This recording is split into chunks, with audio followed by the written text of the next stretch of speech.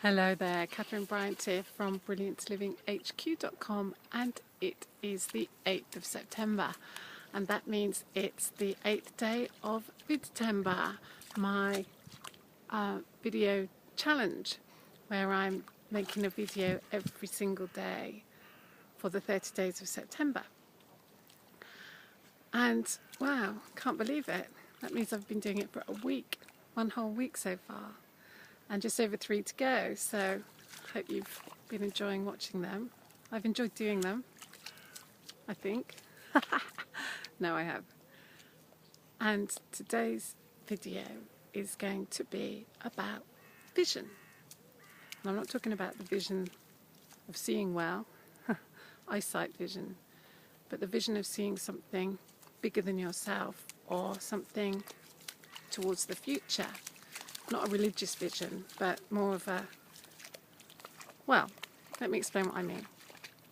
So this morning I'm listening to the radio, and the news is all about the Scottish referendum, which is happening in a few days' time. And basically the people in Scotland are voting to decide whether they want to remain as part of the Union or whether they want to become an independent country. And the leader of the campaign to keep Scotland as part of the United Kingdom and as part of the Union is somebody called Alistair Darling, which I have to say has to be one of my favourite names. If you can hear that splashing, it's because my dog, it's because dude's in the river behind me splashing around. So Alistair Darling, who has got a name that sounds like it comes from out of Peter Pan, is leading the campaign to keep Scotland as part of the Union. And he was saying that the people within his campaign and the people who are in favour of keeping it as part of the Union have got a very clear vision of what they want.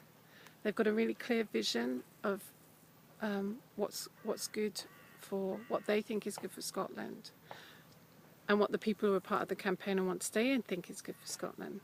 Now, I'm sure probably the people who are voting to become independent or running that campaign have probably got an equally, would say they've got an equally clear vision anyway.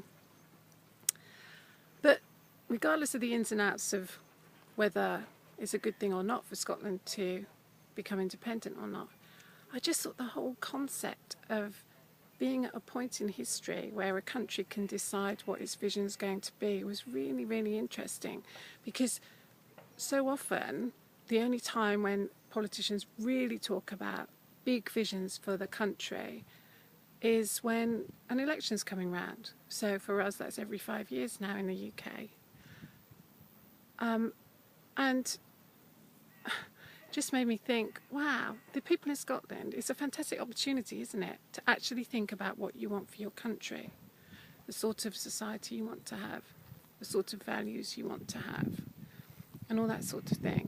And I thought, actually, wouldn't it be great if all of us, whichever country we're in, could do a similar thing? Think about, as a sort of joint endeavour, and then we would have an opportunity to vote on it. And I don't just mean a general election, I mean something much sort of bigger than that, really. And I suppose I am very interested in politics. I am a political being, if you like, a political animal. In fact, yesterday I talked about my first degree being biblical studies. Well, my second degree was in politics and gender studies. And I also did a master's in political theory. So, I do love politics and everything political. But I'm not actually really talking about politics as such here. I'm talking about something much broader and wider, and that in society as a whole. And I wondered if you would have a vision for your society, either for your country or our country, or for your more local society, your more local community, whatever it is. And what would that vision be? Would it, well, I don't know. That's what I'd be quite interested to find out what your vision would be. And would it be nice, do you think, to have the opportunity to have these sorts of discussions on a bigger scale, not just for the people of Scotland, the people for England, where I am, and wherever you are as well. So yeah, it's just a little thought really about what vision will we have for our own communities? And also, what part will we play in it? How would we help make that a reality? And of course, it doesn't have to be politics. It could be anything you're doing in your community. It could be part of your church or part of a group you're in. It could be volunteering. It could be the work you do. That it is providing a vital part of your community. So yeah, it's just my sort of slightly rambling thoughts really about what our vision for our own communities and our own countries would be. And that's it today, and I look forward to seeing you tomorrow. So bye from Catherine.